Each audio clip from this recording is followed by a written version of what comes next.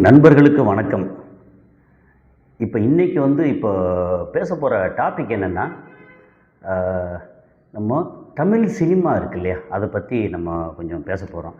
Tamil cinema இதில் சங்கங்கள் எக்கச்சக்கமாக இருக்குது. என்னென்னா, நம்ம வாழ்க்கையில் சினிமா இல்லாமல் நம்ம வாழ்க்கை இல்லை. ஏதாவது ஒரு வகையில் படம் பார்க்கணும், ரீல்ஸ் பார்க்கணும், மீம்ஸ் போடணும், எதுவாக இருந்தாலும் சினிமா சம்மந்தப்பட்டு நிறையா நம்ம பண்ணிகிட்ருக்கோம். அது போக சினிமா என்னது பணம், புகழ், பேர் எல்லாமே நமக்கு கிடைக்குது. அதில் லாபம் பண்ணுறவங்களும் உண்டு, நிறைய நஷ்டப்படுறவங்களும் உண்டு. அப்படிங்கிறத இந்த சினிமாவை பற்றின கொஞ்சம் டீட்டெயில் எல்லாம் பேசலாம்ங்கிறது தான் இன்றைக்கி எடுத்திருக்க டாபிக். நான் கசாலி டிகோட்ஸ். இது சினிமா, உலக அரசியல், நம்ம உள்ளூர் அரசியல், சமூக செய்திகள் எல்லாவற்றையும் விருப்பு வெறுப்பு இல்லாமல் உண்மைத்தன்மையோடு ஆராய்ந்து பேசக்கூடிய ஒரு சேனல். ரொம்ப முக்கியமாக இதை நீங்கள் சப்ஸ்கிரைப் பண்ணி ஆதரவு கொடுக்கணும்னு கேட்டுக்கிறேன். தேவையில்லாத ஆணிகளாக சங்கங்கள், சினிமா சங்கங்கள். இப்போது சினிமா சங்கம் அவசியமா இல்லையா அப்படின்னா, நம்ம சங்கம் அந்த கூட்டமைப்பு எதுவும் இல்லைன்னா எடுத்தோம் கவுத்தம் யார் வேணாலும் என்ன வேணாலும் பண்ணலாம் அப்படின்ற மாதிரி ஒரு என்ன சொல்கிறது, ஒரு கட்டுப்பாடு இல்லாமல் போயிடும். அப்போ கட்டுப்பாடு வேணும்னா நமக்கு சங்கம் தேவைப்படும். ஓகே, அந்த சங்கம் சரியானபடி செயல்படுதா அப்படின்னா, சங்கம் எதுலெல்லாம் இருக்குது. இப்போ சினிமான்னு எடுத்தாச்சுன்னா தயாரிப்பாளர்களுக்கு சங்கம் இருக்குது. அதில் தமிழ் ஃபிலிம் ப்ரொடியூசர் கவுன்சில் அது ஒரு சங்கம். Tamil film active producer association அது ஒரு சங்கம். அப்புறம் சவுத் இந்தியன் ஃபிலிம் சேம்பர், அது போக கில்டு, அப்புறம் இன்னும் ஒரு 4-5 சின்னதாக சங்கங்கள் இருக்குது. தயாரிப்பாளர் சங்கம் பொறுத்த மட்டும். அப்புறம் நடிகர்களுக்கு தென்னிந்திய நடிகர் சங்கம் அது ஒன்று இருக்குது. அப்புறம் டைரக்டர் யூனியன், அதுக்கப்புறம் ஸ்டண்ட்டுக்கு, ட்ரெஸ்ஸுக்கு, மேக்கப் போடுறவங்களுக்கு, டிரைவருக்கு, அதுக்கப்புறம் மேனேஜர்ஸுக்கு அப்படின்னு எல்லா வகையான ஒரு கிராஃப்ட்லேயும் இருக்கக்கூடியவங்களுக்கு தனித்தனி சங்கம் இருக்குது. அந்த சங்கமெல்லாம் சேர்ந்து ஒரு 23 சங்கம் சேர்ந்து கூட்டமைப்பாக பெப்சி அப்படின்ட்டுருக்கு. இது இங்கே சினிமாவில் இருக்கிறவங்களுக்கு தெரியும். சாதாரண பொதுமக்களுக்கு சிலருக்கு தெரிஞ்சிருக்கும், சிலருக்கு தெரியாமல் இருக்கலாம். அவங்களுக்காக இது சொன்னது. இப்போ நம்ம இது என்ன படம் ப்ரொடியூஸ் பண்ணுறதுக்கான ஒரு படத்தை ஃபஸ்ட் காப்பியை எடுக்கிறதுக்கான சங்கம். இந்த படத்தை எடுத்ததுக்கப்புறம் அதை நம்ம மார்க்கெட் பண்ணணும், பிஸ்னஸ் பண்ணணும். அப்படி பிஸ்னஸ் பண்ணுறது எங்கே பிஸ்னஸ் பண்ண முடியும்?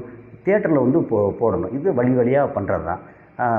தியேட்டர்ஸ்க்கு போடுறதுக்கு இடையில் தயாரிப்பாளருக்கும் திரையரங்கு உரிமையாளர்களுக்கும் அல்லது திரையரங்கத்தை நடத்துகிறவங்களுக்கும் இடையில் பாலமாக இருக்கிறது டிஸ்ட்ரிபியூட்டர்ஸ், விநியோகஸ்தர்கள். அந்த விநியோகஸ்தர்களுக்கு சங்கம் இருக்குது. அதில் இப்போ தமிழ்நாட்டில் 9 மாவட்டம் சொல்லுவாங்க. ஆனால் 9 டெரிட்டரியாக பிரிச்சுருக்காங்க. அதில் மிகப்பெரிய டெரிட்டரி செங்கல்பட்டு, அடுத்த அளவில் இருக்கிறது கோயம்புத்தூர், அதுக்கப்புறம் மற்ற ஏரியா சிட்டி, சேலம், திருச்சி, தஞ்சாவூர், வட தென்னார்காடு, மதுரை, ராமநாடு, திருநெல்வேலி, கன்னியாகுமரி அப்படின்னு 9 பிரித்து வச்சுருக்காங்க. ஸோ அதுக்கு அசோசியேஷன், ஒன்றுக்கும் அசோசியேஷன் இருக்குது. ஒரு மாவட்டத்துக்கு. மாவட்டம்னா 38 மாவட்டம் இல்லை, இது 9 மாவட்டம். இதுக்கு அசோசியேஷன் இருக்குது. அது இல்லாமல் திரையரங்கு உரிமையாளர் சங்கம் இருக்குது. அது தமிழ்நாட்டில் இருக்கக்கூடிய இப்போதைக்கு ஐ திங்க் 1300 சொச்சம். இது என்ன கரெக்டாக நம்பர்ஸ் தெரியல. எத்தனை ஸ்க்ரீன் இருக்குது. திரையரங்கங்கள் எடுத்தாச்சும் ஒரு 900 அந்த ரேஞ்சில் இருக்கும். ஏன்னா சில நேரத்தில் மல்டிபிள்ஸ் இருக்கு இல்லையா, மல்டிப்ளெக்ஸு, அது ஒரு 4 தேட்டர் உள்ளது, ஒரு தேட்டர் பேரில் இருக்கும். உதாரணத்துக்கு இப்போ இங்கே சென்னை எடுத்துக்கோமே, பலோசா அப்படின்னா 9 ஸ்க்ரீன் இருக்குது. ஆனால் பலோசாங்கிறது ஒரு தேட்டர். அது மாதிரி நிறையா மல்டிப்ளெக்ஸு இருக்கிறனால நமக்கு எத்தனை ஸ்க்ரீன் தான் பேசுவோம். அதுக்கு அசோசியேஷன் இருக்குது. அதுபோக இந்த சினிமா தயாரிக்கிறதுக்கு பெரிய பெரிய நடிகர்கள் இருக்காங்க, பெரிய கம்பெனிகள் இருக்குது. அவங்களுக்கு ஃபைனான்ஸ் கொடுக்கறதுக்கு ஃபைனான்சியர்ஸ் இருக்காங்க. ஒரு 20 பேருக்கு மேலே இருக்காங்க. அவங்க ஒரு அசோசியேஷன் வச்சுருக்காங்க. அப்போது தமிழ் சினிமா ஃபைனான்சியர் அசோசியேஷன் ஒன்று இருக்குது. ஸோ இதெல்லாம் சங்கங்கள். இந்த சங்கங்கள் தான் ஏதாவது பணத்தை வாங்கிட்டு கொடுக்கலையோ அல்லது கொடுக்க முடியலையோ எதுவாக இருந்தாலும் அதை கட்டுப்படுத்துறதுக்கோ அல்லது கொடுக்குறதுக்கு முன்னாடி ஆலோசனை பண்ணுறதுக்கோ அல்லது கொடுத்த பணம் வரலைன்னா எப்படி அதை வசூல் பண்ணுறது, அப்புறம் அந்த பிரச்சனைகள் என்னங்கிறத ஆராய்ஞ்சு பார்க்குறது அப்படின்னு எல்லா வகையிலையும் சங்கம் தேவை அப்படிங்கிறத முக்கியமான விஷயம். சரி, இப்போ இங்கே நம்ம இப்போ பேச போகிறது என்னென்னா தமிழ் ஃபில்ம் ப்ரொடியூசர் கவுன்சில். சரி, இது வந்து தமிழ் திரைப்பட தயாரிப்பாளர்கள் சங்கம். இதுதான் வந்து தாய் சங்கம்னு சொல்லி சொல்கிறது. இது வந்து 3 வருஷத்துக்கு ஒருக்க எலெக்ஷன் நடக்கும். அங்கே வந்து தலைவர், 2 துணைத் தலைவர், 2 செயலாளர்கள், 1 இணைச் செயலாளர், அப்புறம் 1 பொருளாளர். அது இல்லாமல் 26 ஈசி மெம்பர்ஸ், ஓகே, செயற்குழு உறுப்பினர்கள் எப்படி இருப்பாங்க. அது போக எக்ஸ்ட்ரா வந்து இன்னும் ஒரு 5-6 பேர் வந்து நியமன செயற்குழு உறுப்பினராக சேர்ப்பாங்க. எதுக்குன்னா, ஏதாவது கொஞ்சம் நல்ல ஒரு டெக்னிக்கலாக ஸ்ட்ராங்காக இருக்காங்க, வியாபாரத்தில் ஸ்ட்ராங்காக இருக்காங்கன்னா அவங்க வந்து உதவி பண்ணட்டும்னு வந்து இந்த எலெக்ட் ஆனதுக்கு அப்புறம், தேர்ந்தெடுக்கப்பட்டதுக்கு அப்புறம் அவங்க கூடி முடிவு பண்ணி ஆட்களை வந்து சேர்ப்பாங்க. ஸோ இது வந்து ஒரு ஸ்ட்ரக்சர். இப்போ இந்த தமிழ் திரைப்பட தயாரிப்பாளர் சங்கத்துக்கு பிப்ரவரி 22ஆம் தேதி தேர்தல் நடக்க போகுது. இப்போது இந்த தேர்தலில் வந்து தலைவராக போட்டி போடுறது ஒரு 4 பேர் வந்து போட்டி போட போகிறாங்க. அதில் இதை ஏன் டீட்டெயில் பேசுகிறோம்னா, இந்த 4 பேர் அவங்கள பற்றின என்ன அப்படிங்கிற விஷயத்தை வந்து சொல்கிறதுக்காக. இதில் வந்து ஒரு பெரிய என்னது ஒரு நல்ல டீம், 2 டீமாக வந்து ஃபார்ம் ஆகிருக்கு. ஒரு டீமுக்கு வந்து தலைவராக நாமினேஷன் தாக்கல் பண்ணியிருக்கிறது யாருன்னா ஜிகேஎம் தமிழ்குமரன் அப்படின்னு. அவர் இதுக்கு முன்னாடி வந்து துணைத் தலைவராக இருந்தார். இப்போ வந்து ஒரு தலைவராக இருக்கிறார். அதில் வந்து துணைத் தலைவராக வந்து ஆர்கே சுரேஷ் அண்டு கமலக்கண்ணன், அப்புறம் செயலாளராக வந்து கமிலா நாசர், ராதாகிருஷ்ணன், அப்புறம் பொருளாளராக வந்து சுபாஷ் சந்திர போஸ், அப்புறம் இணைச் செயலாளராக வந்து சுஜாதா விஜயகுமார் இப்படின்னு ஆஃபீஸ் பேருக்கு நிற்கிறாங்க. மற்றபடி இவர் 26 ஈசி மெம்பர்ஸ்க்கு வந்து நாமினேட் பண்ணியிருக்காங்க. அது இல்லாமல் இன்னும் ஒரு போட்டிக்கு வந்து இன்னொரு டீம், அந்த டீமுக்கு வந்து ஹெட் பண்ணுறது, தலைமை வகிக்கிறது யாருன்னா, ஏற்கனவே 5 வருஷமாக தலைவராக இருந்த முரளி ராமசாமி, தேனாண்டல் ஃபிலிம்ஸோட ஓனர் முரளி ராமசாமி, அவர் தலைவராக இருக்கிறாரு. அப்புறம் அதில் வந்து ஃபுல்லாக ஒரு டீம் வந்து அதில் கொஞ்சம் நிறையா புதிய ஆட்களும் வந்திருக்காங்க, டீம் இருக்காங்க. அதுபோக இண்டிபெண்ட்டாக தனியாக வந்து போட்டி போடுறதில்ல மன்னன் ஃபிலிம்ஸ், மன்னன் அவர் வந்து நாமினேஷன் தாக்கல் பண்ணியிருக்கிறாரு தலைவருக்காக. அப்புறம் கதிரேசன், அது 5 ஸ்டார் கதிரேசன் சொல்லுவாங்க. அவர் வந்து ஏற்கனவே இப்போ சமீபத்தில் ராகவால அரசு வச்சு படம் வந்து டைரக்ட் பண்ணி ப்ரொடியூஸ் பண்ணார். ஏற்கனவே வந்து ஆடுகளம் இந்த மாதிரி படங்கள்லாம் ப்ரொடியூஸ் பண்ணியிருக்கிறாரு. அவர் வந்து ஒரு பெரிய ப்ரொடியூசர். அவர் வந்து இது வரைக்கும் எல்லா காலத்திலையும் அவர் ஒரு துணைத் தலைவராகவோ செயலாளராகவோ ஏதாவது ஒரு பதவியில் இருந்துக்கிட்டே இருக்கிறார். ஓகே, ஸோ அவருக்கு வந்து அந்த அனுபவம் நிறையா இருக்குது. இதில் ரொம்ப முக்கியமாக வந்து கருத வேண்டியது என்னென்னா, இதெல்லாம் போட்டி போடுறாங்க. இந்த போட்டி போட்டு இவங்களுக்கு வந்து மொத்தம் 1500 சொச்சம் மெம்பர்ஸ் வந்து ஓட்டு போடுற எலிஜிபிள் மெம்பர்ஸ் இருக்காங்க. இதில் எப்படியும் ஒரு 1200 பேர் ஓட்டு போட வருவாங்க.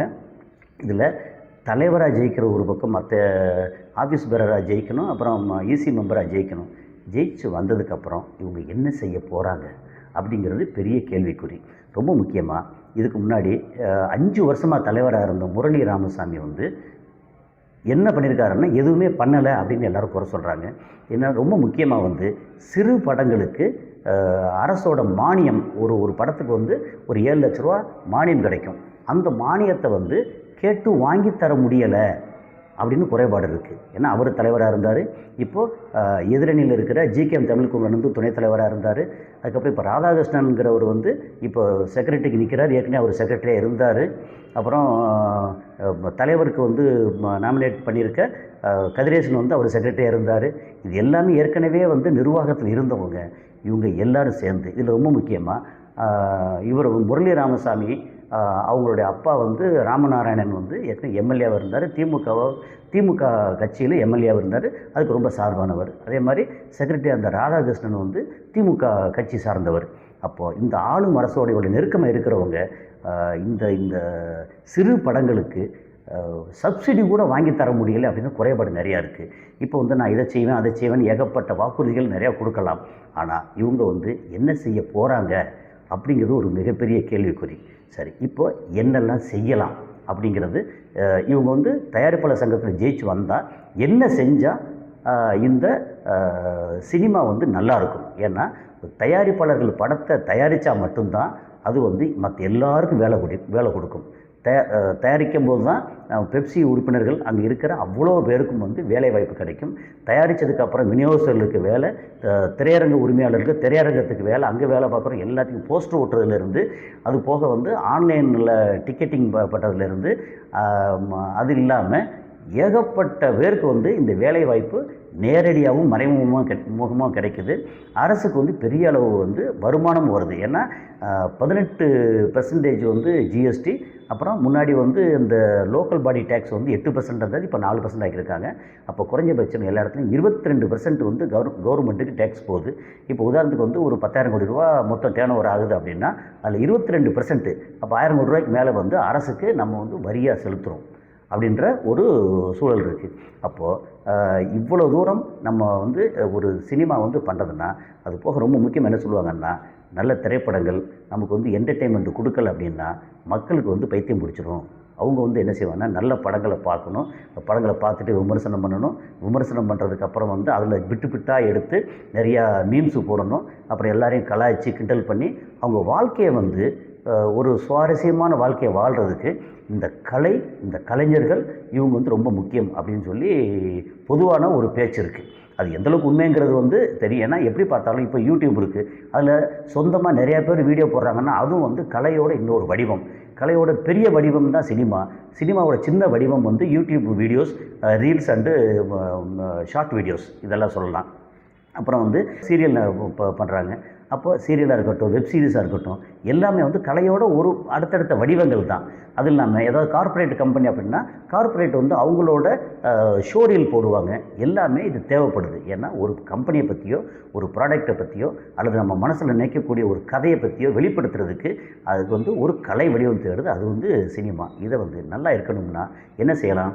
இப்போ வந்து இவங்க வந்து தயாரிப்பாளர் சங்கத்திலேருந்து அப்பப்போ ஒரு மீட்டிங் போட்டு மக்களை கூப்பிட்டு, முக்கியமான ஆட்களை கூப்பிட்டு, படத்தில் வந்து என்ன மாதிரி கதைகள் ஓடுது, இப்போ கடந்த ஒரு 10 வருஷமாக 15 வருஷத்தில் என்ன மாதிரி டைப்பு படங்கள்லாம் ஓடி இருக்குது, அந்த டைப்பு படங்கள் வந்து எப்படி எடுக்கிறது, அதில் எடுக்கிறதுல வந்து குறைபாடு இருந்துச்சுன்னா எப்படி நிவர்த்தி பண்ணுறது அப்படின்னு ஆலோசனை கொடுக்கறதுக்கு அப்பப்போ கூப்பிட்டு வச்சு மீட்டிங் போடணும். அது இல்லாமல் இது வந்து வியாபாரம்னு வந்தாச்சுன்னா ஓடிடி பிஸ்னஸ் இப்போ பெருசாக இல்லை, ஆனால் ஓடிடி இருக்குது, அவங்கள கூப்பிட்டு வச்சு பேசலாம். அது போக சேட்டலைட்டு டிவியில் போடுறாங்களா அவங்கள கூப்பிட்டு வச்சு பேசலாம். அப்புறம் லோக்கல் சேனல் இருக்குது, அவங்கள வந்து ஒரு அசோசியேஷனில் இருக்குது, அவங்கள கூப்பிட்டு வச்சு பேசலாம். இப்படி எல்லா வகையிலையும் வந்து ஆட்கள் இருக்காங்க. இவங்க அவ்வளோ பேரையும் கூப்பிட்டு வச்சு பேச முடியும். அதுபோக தியேட்டரில் வந்து படம் போடுறதுக்கு வந்து தியேட்டரில் படம் போட்டால் தான் அந்த ஒரு படம் வந்து பெருசாக வெளியே தெரியுது. அப்போ தியேட்டரில் போடுறதுக்கு அதுக்கு வந்து பாலமாக இருக்கக்கூடிய விநியோகஸ்தர்கள் இவங்களையும் வந்து ஒரு 6 மாதத்துக்கு ஒருக்காவது தயாரிப்பாளர் சங்கத்திலேருந்து கூப்பிட்டு ஒரு உதாரணத்துக்கு ஒரு மீட்டிங் போட்டால் வந்து ஒரு 10 லட்ச ரூபா செலவாகுதுன்னா 3 சங்கங்களும் சேர்த்து வந்து ஷேர் பண்ணிக்கிட்டு அப்பப்போ கூப்பிட்டு நாங்கள் இந்தந்த படங்கள்லாம் தயாரிச்சுக்கிட்டு இருக்கோம், இந்த படங்கள் வந்து அண்டர் ப்ரொடக்ஷன் இருக்குது, இந்த படம் தயாரித்து முடிஞ்சிருக்கு, இந்த படத்தோட ட்ரெய்லர் இது, இதோட சாங் இது, இதை வந்து நீங்கள் வாங்கன்னா இங்கே வாங்கிக்கோங்க, இவர் தான் ப்ரொடியூசர், இப்போ இவர் டிஸ்ட்ரிபியூட்டரை வந்து அங்கே வந்து அடிக்கடி மீட் பண்ணும்போது ஒருத்தருக்கு ஒருத்தர் வந்து நல்ல அறிமுகம். அப்புறம் இந்த மாதிரி படங்கள் வருதுன்னு வந்து என்னென்னா இதுலன்னா பேப்பரை பார்த்தோ யாராவது கிசு எழுதுறதையோ தவறான, அதாவது மீடியேட்டர்ஸ்னு சொல்லி அவங்க பண்ணுற விஷயத்தையோ அவங்கள வச்சு நல்ல படத்தை கூட நான் வந்து சரியான புரிதல் இல்லாமல் நல்ல வியாபாரம் ஆகாமல் பிரச்சனை இருக்கா. அப்போ நேரடியாக வந்து பேசி பழகிட்டா அந்த பிரச்சனைலாம் கலைஞ்சிரும். அப்போ இவங்க சொல்லுவாங்க, திரையரங்கு உரிமையாளராக இருக்கட்டும், விநியோகஸ்தராக இருக்கட்டும், இப்போ நீங்கள் பண்ணுற படம் வந்து முக்கியம் இருக்கேன், நல்ல படம் பண்ணுங்க அப்படின்னா, சரி என்ன மாதிரி படம் பண்ணலாம், இப்படிலாம் படம் பண்ணுங்க அப்படின்னா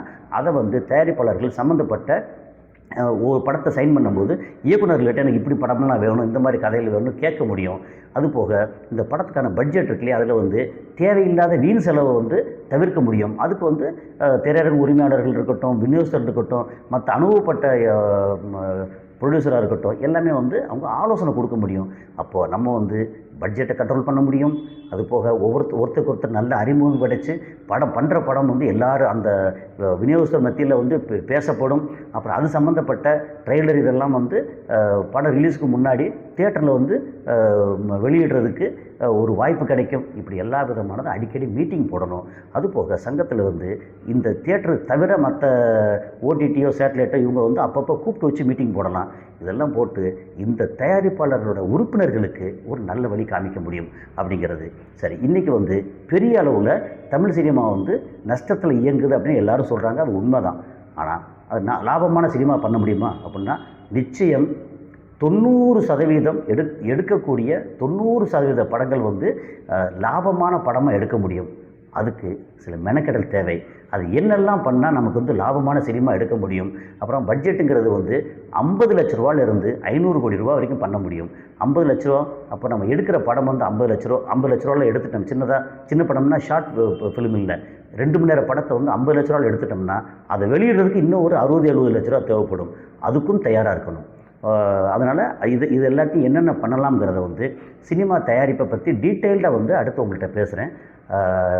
இந்த வீடியோவை பற்றின உங்களுடைய கருத்துக்களை வந்து நாகரிகமான முறையில் சொல்லுங்கள். நன்றி.